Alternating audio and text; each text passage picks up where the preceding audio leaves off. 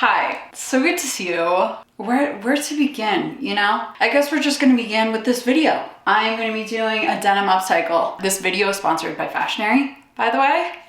There's been a lot going on in my life for like what feels like a long time, like a really long time. So I haven't been posting a lot, so I'm sorry about that. First of all, still love you guys dearly. But anyway, we're here today and we are freaking upcycling some denim. Some denim. Full disclosure, I tried to make a video the other day. I was upcycling something, it was going really well, and then it ripped, and it was also like way too short. So inevitably got pissed and never came back to that. So the other negative is that I just ripped the shirt. You see this? Dude, what the heck? Doesn't matter, we're here now. Some denim.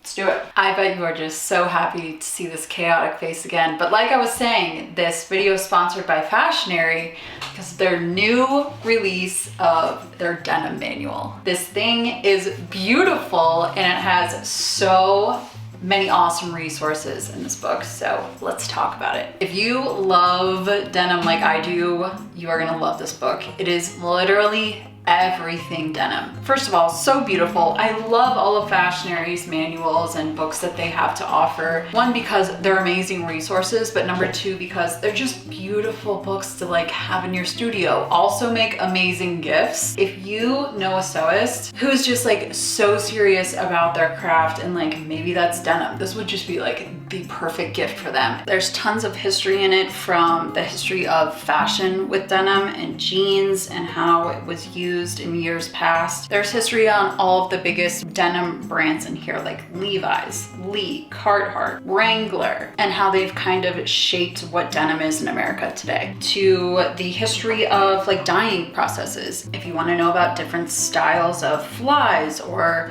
zippers, closures, pockets, even belt loops, that's in there. If you want to know about how to create a certain wash of denim, that's in there. There's even a section on how to remove specific types of stains from denim. There's all the information imaginable about style and fashion when it comes to denim, like talking about styles of jackets and shirts and the cuts of them, and obviously jeans, skirts, and shorts. I mean, when they say that this thing is like an encyclopedia, they are not wrong. For me, Fashionary's manuals that they come out with, just like the denim manual, they're more about like inspiration. Like I can flip through any of their manuals that they have and just get inspired. First of all, by the beauty of this book. Second of all, by the beauty of all of the imagery in here. There's just so much to be inspired by, and I love a tactile way to be inspired these days. Like honestly, being on the computer, being on Pinterest, like all the freaking time on social media and stuff, it's like really easy to get distracted, and you know, I don't really get as many magazines to my house anymore.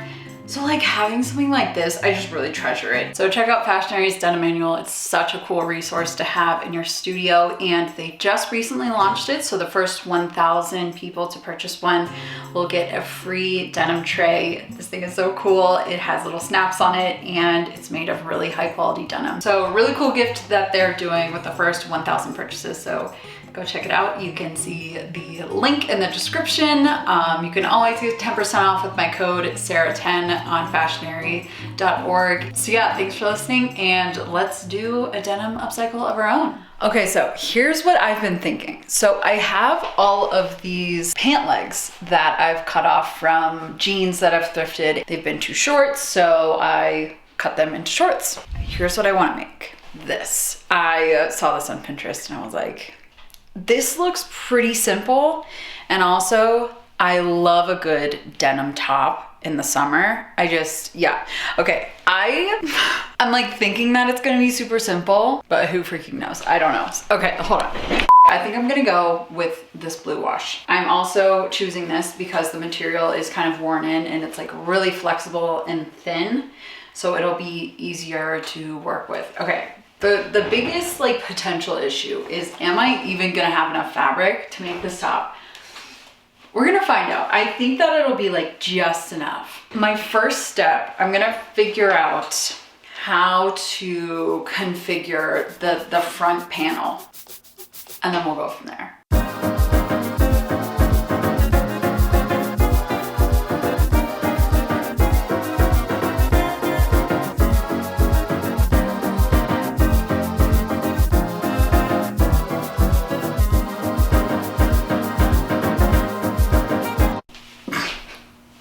Haven't gotten far. I was like, maybe it'll be helpful to use the mannequin. I always end up pinning on myself. So I pinned this part to my bra. I'm just trying to like lay out the shape for the side to the back panel. And then once I have those like stitched in place, I can kind of like finagle it more and like, you know what I mean? So this is obviously like the pant leg sideways. And I like the distressing here and here. I'm gonna cut out this shape and kind of sew it to the side seam here. And then I also want to line this in here just to make it like a little bit more comfortable. I have this leftover fabric from when I made my own bra. Check it out. And it's like an athletic fabric, so it's super comfortable. And I'm gonna put that on the inside here. Let's work on that. I think I can do that. Yeah.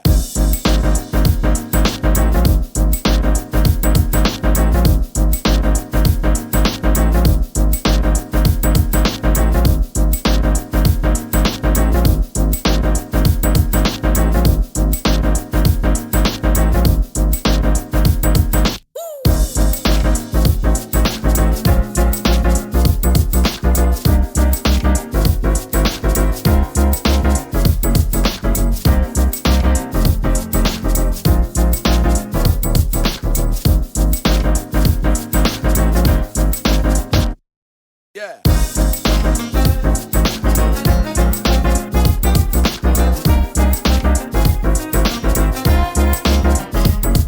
Don't ask me why it took me this long to get to here. Okay, don't ask. This is what I have left to make straps out of, and it is nowhere near enough. Nowhere near. I think I'm just gonna have to use this other lighter wash pant legs as the straps, which I am not very happy about. And right on cue, enter my internal struggle that I suffer from during every upcycling project I ever do. Action. I mean, it's not that much big of a difference between the two, like the colors of the washes, but I don't know. I want it to look good, you know? I don't want it to look like, oh, she definitely made that at home. You know what I'm talking about? You don't want people to be like, you made that, didn't you? Because it like looks kind of shitty, you know what I mean? I know what I mean. My hair is like literally disgusting. And end scene. Really good job, guys. I'd say that was like dead on. Really good job, including the hair and everything. Yeah, very accurate. Absolutely. Very accurate. Good job in the back, guys. Back to your regularly scheduled program. I am gonna cut strips out of this and try to make it work for these straps up here, and then we'll talk. Okay? Okay.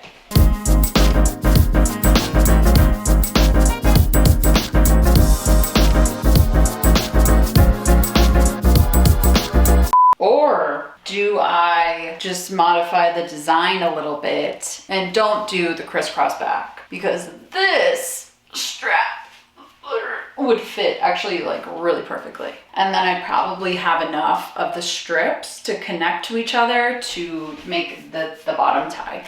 I think that's just how it's gonna have to be because I really don't want to mix the washes. Okay, let's just see if it works. I'm praying that it does.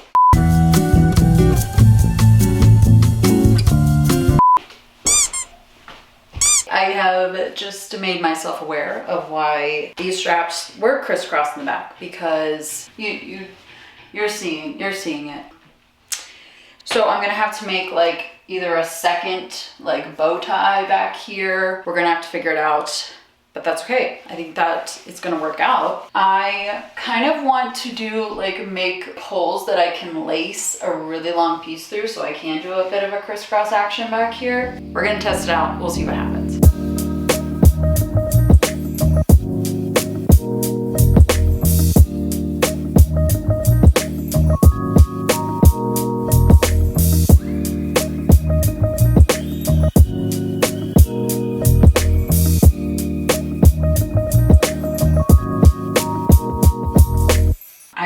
to use rivets for this to like lace this piece through in the back of the top.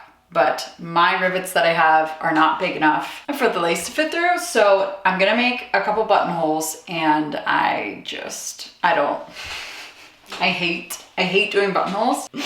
It's either like I go to the store and spend another like $8 on bigger rivets, or are they called rivets? Eyelets, I guess, or I do these buttonholes. I'm gonna try a buttonhole and see if it goes well.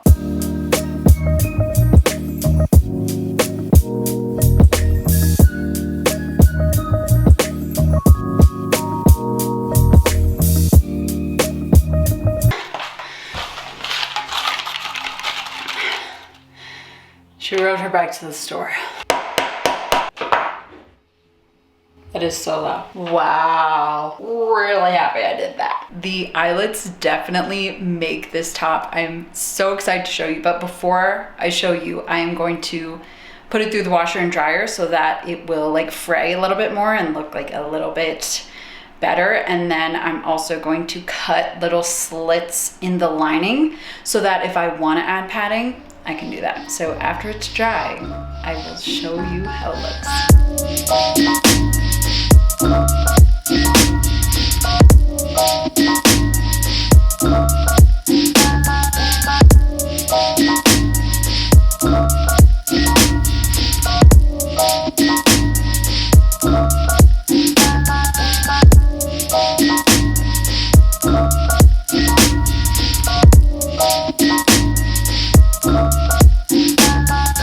There you have it. This is the top. I actually really like how it turned out. I was kind of like really doubting myself there for a second. But yeah, I think that this was pretty doable, and I'm shocked that I got all of this out of those 2 little pieces of denim. Anyway, thank you honestly so much for watching. Hope that this was enjoyable to watch. And oh yeah, I wanted to show you how I got like this fraying on the edges. You just kind of find those blue pieces of denim and you pull the whole string, and you keep doing that until you get as much of this white frayage as you like. So I did that on the straps and on the long like piece back here. So yeah, I don't know why I always feel awkward at this point in the video.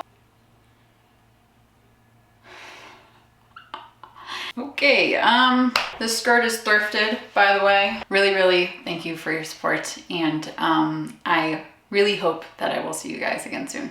See ya.